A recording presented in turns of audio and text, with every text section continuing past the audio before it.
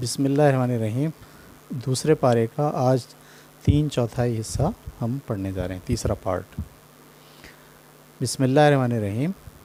اور منا کے چند متعین دنوں میں اللہ کو یاد کرو، پھر جس نے جلدی کی اور دو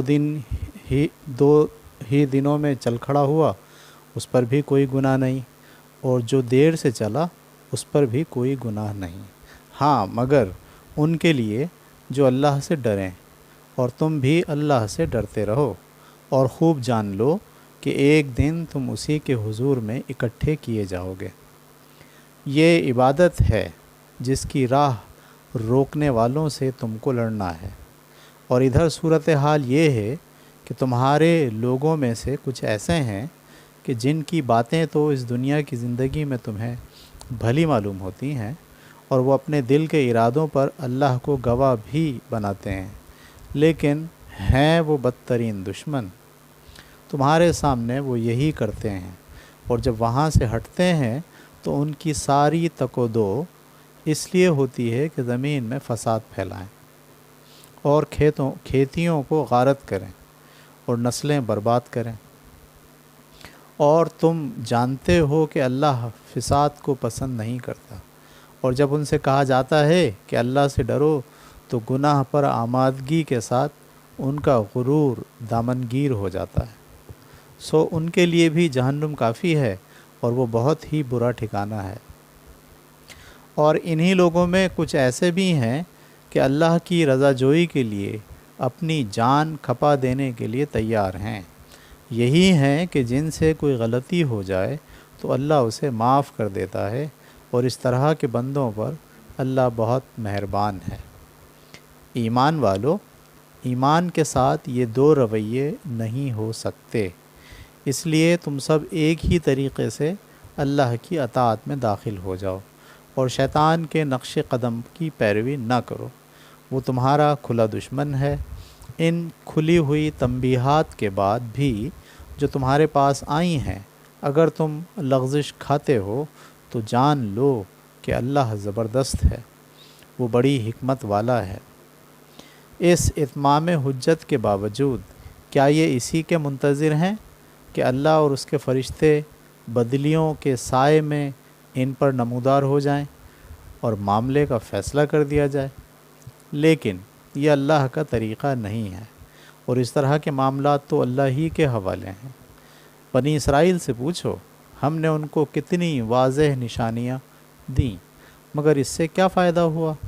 اور حقیقت یہ ہے کہ جو لوگ اللہ کی ہدایت جیسی نعمت کو پا لینے کے بعد اس کو گمراہی سے بدلتے ہیں، وہ اللہ کی گرفت سے نہیں بچ سکتے، اس لیے کہ اللہ سخت مواخذہ کرنے والا ہے۔ دنیا کی زندگی ان منکروں کے لیے بڑی دل پسند بنا دی گئی ہے، اس کے انجام سے انہیں آگاہ کیا جائے تو نہیں سنتے، اور ایمان والوں کا مذاق اڑاتے ہیں۔ درحال یہ کہ خدا سے ڈرنے والے قیامت کے دن ان کے مقابلے میں عالی مقام ہوں گے۔ یہ ان کے لیے اللہ کا فضل ہے، اور اللہ جس کو چاہے گا اپنا فضل بے حساب عطا فرمائے گا۔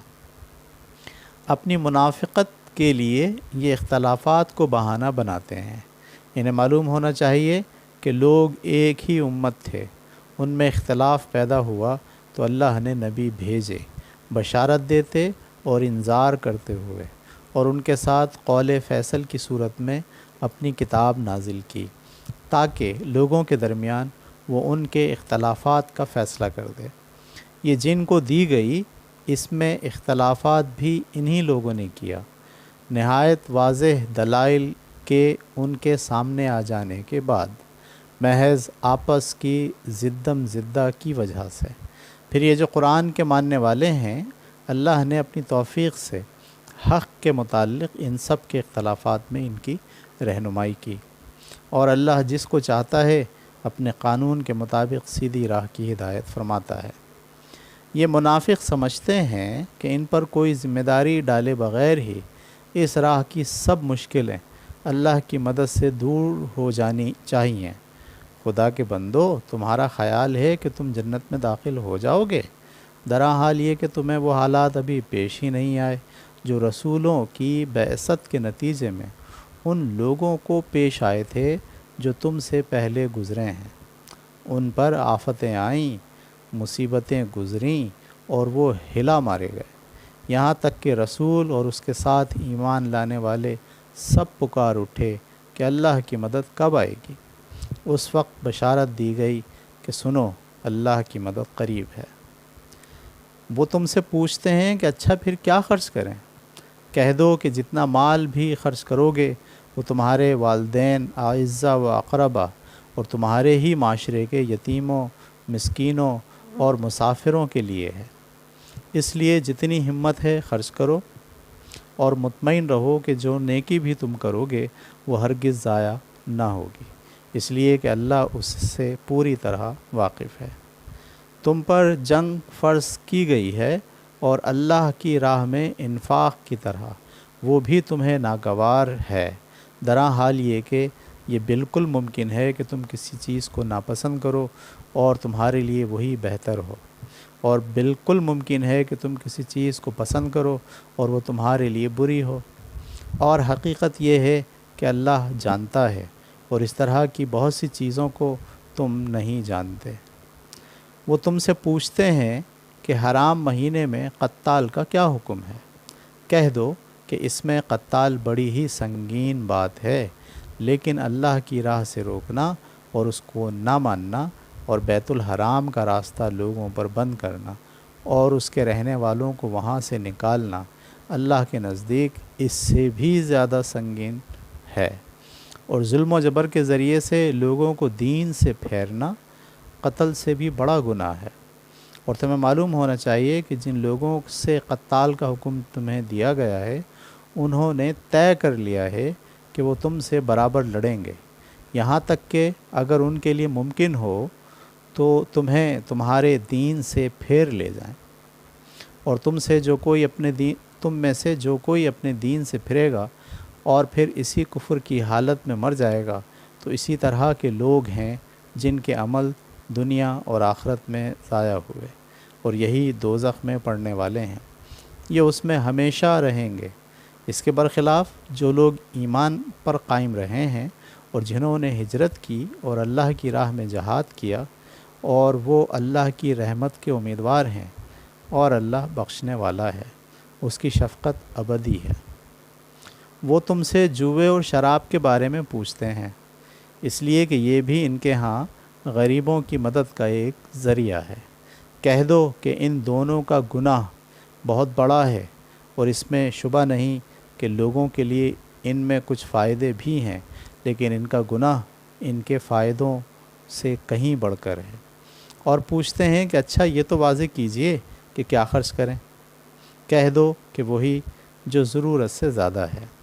اللہ اسی طرح تمہارے لیے اپنی آیتوں کی وضاحت کرتا ہے تاکہ تم دنیا اور آخرت دونوں کے معاملات میں غور کرتے رہو۔ اور پوچھتے ہیں کہ جنگ ہوئی اور لوگ مارے گئے تو ان کے یتیموں کے ساتھ کیا معاملہ کیا جائے؟ کہہ دو جس میں ان کی بہبود ہو وہی بہتر ہے، اور اگر تم ان کی ماؤں سے نکاح کر کے انہیں اپنے ساتھ شامل کر لو تو وہ تمہارے بھائی ہیں، اور اللہ جانتا ہے کہ کون بگاڑنے والا ہے اور کون اصلاح کرنے والا، اور اگر اللہ چاہتا تو اس کی اجازت نہ دے کر تمہیں مشقت میں ڈال دیتا، بے شک اللہ زبردست ہے اور بڑی حکمت والا ہے۔ اور یتیموں کی بہبود کے مقصد سے بھی مشرک عورتوں سے نکاح نہ کرو جب تک وہ ایمان نہ لے آئیں، اور یاد رکھو کہ ایک مسلمان لونڈی کسی مشرک شریف زادی سے بہتر ہے، اگرچہ وہ تمہیں پسند ہو، اور اپنی عورتیں بھی مشرکوں کے نکاح میں نہ دو جب تک وہ ایمان نہ لے آئیں، اور یاد رکھو کہ ایک مسلمان غلام کسی مشرک شریف زادے سے بہتر ہے، اگرچہ وہ تمہیں پسند ہو۔ یہ مشرک لوگ تمہیں دوزخ کی طرف بلاتے ہیں، اور اللہ اپنی توفیق سے تمہیں جنت اور مغفرت کی دعوت دیتا ہے، اور لوگوں کے لیے اپنی آیتوں کی وضاحت کرتا ہے تاکہ وہ یاد دہانی حاصل کریں۔ اور نکاح کا ذکر ہوا ہے تو وہ تم سے پوچھتے ہیں کہ عورتوں کے حیض کا کیا حکم ہے؟ کہہ دو یہ ایک طرح کی نجاست ہے، چنانچہ حیض کی حالت میں عورتوں سے الگ رہو، اور جب تک وہ خون سے پاک نہ ہو جائیں ان کے قریب نہ جاؤ۔ پھر جب وہ نہا کر پاکیزگی حاصل کر لیں تو ان سے ملاقات کرو جہاں سے اللہ نے تمہیں اس کا حکم دیا ہے۔ یقیناً اللہ ان لوگوں کو پسند کرتا ہے جو توبہ کرنے والے ہوں اور ان کو جو پاکیزگی اختیار کرنے والے ہوں۔ تمہاری یہ عورتیں تمہارے لیے کھیتی ہیں، لہٰذا تم اپنی اس کھیتی میں جس طرح چاہو آؤ اور اس کے ذریعے سے دنیا اور آخرت دونوں میں اپنے لیے آگے کی تدبیر کرو، اور اللہ سے ڈرتے رہو اور خوب جان لو کہ تمہیں ایک دن لازماً اس سے ملنا ہے۔ اور ایمان والوں کو اے پیغمبر اس ملاقات کے موقع پر فلاح و سعادت کی خوشخبری سنا دو۔ عورتوں سے متعلق بعض دوسرے معاملات بھی ہیں، انہیں بھی سمجھ لو، اور اپنی قسموں کے لیے اللہ کے نام کو دوسروں سے حسن سلوک کرنے اور حدود الہی کی رعایت کرنے اور لوگوں کے مابین صلح کرانے میں رکاوٹ نہ بناؤ، اور متنبہ رہو کہ اللہ سمیع و علیم ہے۔ اللہ تمہاری ان قسموں پر تو تمہیں نہیں پکڑے گا جو تم بے ارادہ کھا لیتے ہو، لیکن وہ قسمیں جو اپنے دل کے ارادے سے کھاتے ہو ان پر لازمی مواخذہ کرے گا، اور حقیقت یہ ہے کہ اللہ بخشنے والا ہے، وہ بڑا بردبار ہے۔ اس لیے جو لوگ اپنی بیویوں سے نہ ملنے کی قسم کھا بیٹھیں ان کے لیے 4 مہینے کی مہلت ہے، پھر وہ رجوع کر لیں تو بے شک اللہ بخشنے والا ہے، اس کی شفقت ابدی ہے۔ اور اگر طلاق کا فیصلہ کر لیں تو انہیں معلوم ہونا چاہیے کہ بے شک اللہ سمیع و علیم ہے۔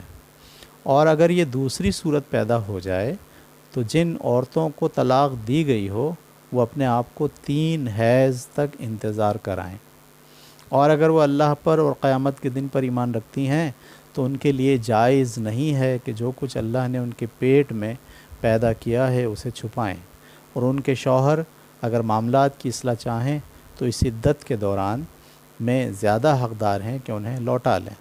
اور یہ اس لیے ہے کہ اس میں تو شبہ نہیں کہ ان عورتوں کے لیے بھی اسی طرح حقوق ہیں جس طرح دستور کے مطابق ان پر شوہروں کے حقوق ہیں، لیکن مردوں کے لیے شوہر کی حیثیت سے ان پر ایک درجہ ترجیح کا ہے۔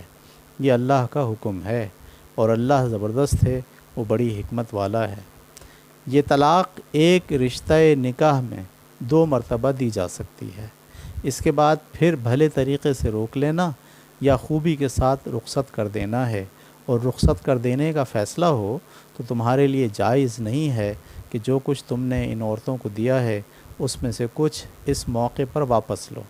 یہ صورت البتہ مستثنیٰ ہے کہ دونوں کو اندیشہ ہو کہ وہ حدود الہی پر قائم نہ رہ سکیں گے۔ پھر اگر تمہیں بھی اندیشہ ہو کہ وہ حدود الہی پر قائم نہ رہ سکتے تو شوہر کی دی ہوئی ان چیزوں کے معاملے میں ان دونوں پر کوئی گناہ نہیں ہے جو عورت فدیے میں دے کر طلاق حاصل کرے۔ یہ اللہ کے مقرر کردہ حدود ہیں، سو ان سے آگے نہ بڑھو، اور جان لو کہ جو اللہ کے حدود سے آگے بڑھتے ہیں وہی ظالم ہیں۔ آج کی کلاس میں ہم نے دوسرے پارے کا تیسرا حصہ مطالعہ کیا، اس کی سعادت حاصل کی۔ کل تک کے لیے اجازت دیجیے، کل ہم اسی پارے کا آخری حصہ پڑھنے کی سعادت حاصل کریں گے۔ اللہ حافظ۔